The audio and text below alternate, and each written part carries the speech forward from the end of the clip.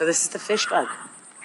This is a rapidly evolving anomaly of nature who is curious and listening and dreaming and inviting other people to stretch their ideas of evolution and inspiration. And how'd you build it? This was built in 2009 for Burning Man, and it has shown at numerous events in California and Nevada for the last 10 years. And now it is at home on Spicer Ranch in Beatty, Nevada, where the fish bug will continue to be creepy, weird, and inspirational for hopefully the rest of its time.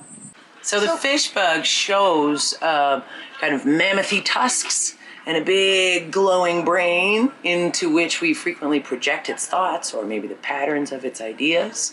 It has a flame effect coming out of the tips of the tusks to keep you on your toes, little poofers. We offer people the buttons and encourage them to have fun with it.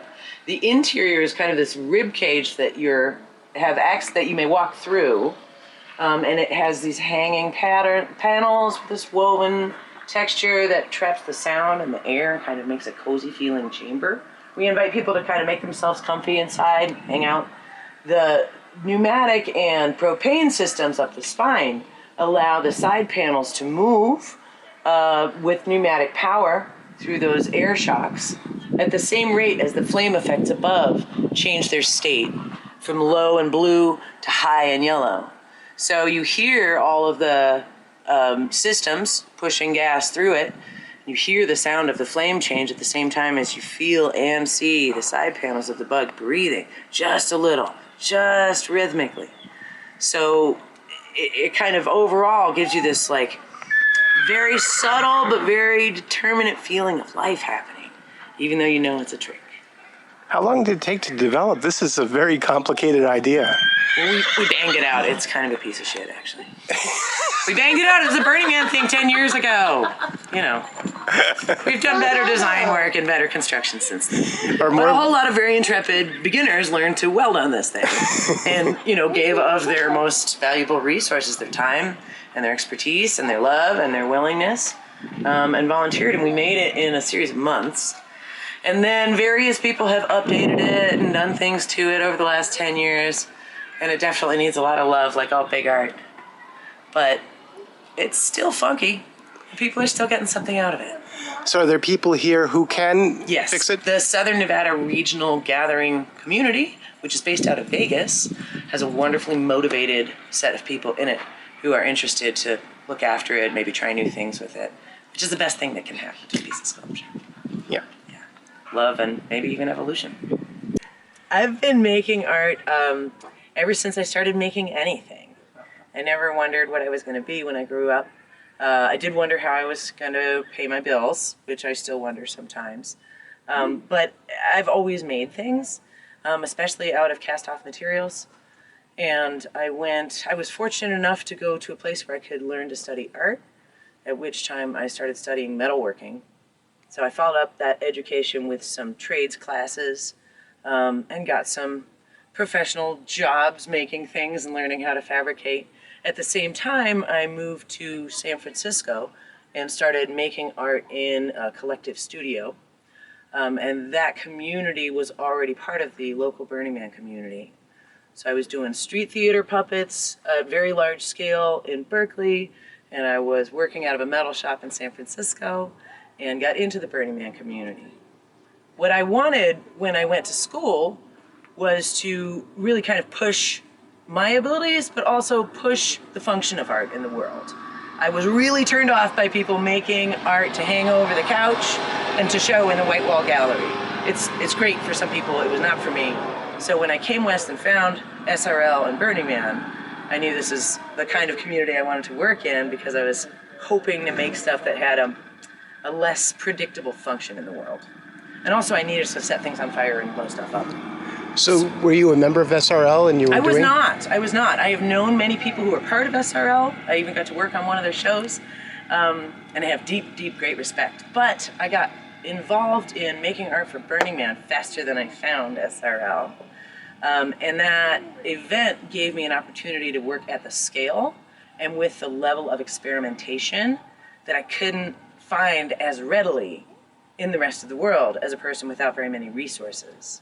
especially because of the sort of DIY group effort aspect of that community. That also enabled making things much larger than yourself or than your resources permit necessarily, when you have a whole bunch of people willing to give, willing to try, willing to take education in exchange for their work and their commitment. So you end up, when you have a good volunteer crew of people who are very motivated and feel some ownership over the work, you end up actually with a really strong, how to put it, a strong work ethic that is about people valuing something other than money. It's about valuing your life resources, your education, your connection, your abilities, your CV, your tools. So it's been a very, very rich way to get the work done, and very rich culturally, and hard also, because you're dealing with people. You're not dealing with remuneration or, you know, a set job or something. You're asking people to be creative together and to be organized by one another. So it's tricky, Yeah. but it means you can pull off enormous things. And if you're smart with your engineering, or you learn your lessons, maybe the hard way, you figure out how to make things break down and how to travel, you know, or how to show certain parts of them. For example, this fish bug has a bunch of flame effects on it, which you can't show everywhere. So we made an opportunity for ourselves in that. We made alternate fins that can host LED lights for the spine, and also different projection and light tools to use within the rest of the creature to still allow it to have life and excitement. We don't necessarily need the fire. You know, you have to be flexible. And oftentimes the greater variety of people you work with, the more ways you learn to be flexible. You know, if everybody is from the same union coming to work on the volunteer thing, then you have a very similar skill set. But you get somebody who, I don't know, I mean, there are all kinds. You know, you get the firefighter, and you get somebody who designs prosthetics, and then you get somebody who's a crafts person, and then you get like the teacher. You know, you end up with a really nice slice of communicating abilities. And that really helps for making public, or at least event art as well. So normally, do you work with a crew? I have worked with a variety of crews. I joined the Flaming Lotus Girls shortly after they started, mostly because anyway, they're awesome and super great, and I love that community. I spent 8 years working with them, designed a number of pieces with that group, did some leadership work with the group, did a lot of learning with the group, and I'm still part of the greater family. The last piece I worked on with FLG was in 2008. In 2009, we built this one for Burning Man. And then I've done a lot of work since then with the Burning Man community too. I was one of the designers and leads for the temple the following year in 2010. And that was this enormous sort of almost civic project within Burning Man. And then with that organization that came out of that project, we made a nonprofit art group and brought more art to Burning Man and other events in other places, other projects. And I've also done a fair amount of my own work. I'm not actually affiliated with any group right now. And what kind of pieces are you doing? I've recently started working with motorcycle and ATV tire.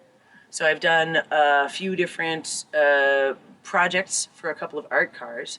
So smaller scale, not as big as this. So small scale to me is like 8 feet sculptures, you know, using recycled tire over a steel armature, which I find very interesting. It's definitely something I'll be working with quite a bit in the future. And I've been making a series of smaller flame effects for homes, for private homes, but it's a custom-made sculpture that has water in it, fire, you know, custom and unique as well, you know, designed for people. That's very satisfying. Yeah. So I've been branching out quite a bit. I just finished doing a 22-foot-long mural with patina and stain on a sheet metal wall in a home in California. That'd be fun.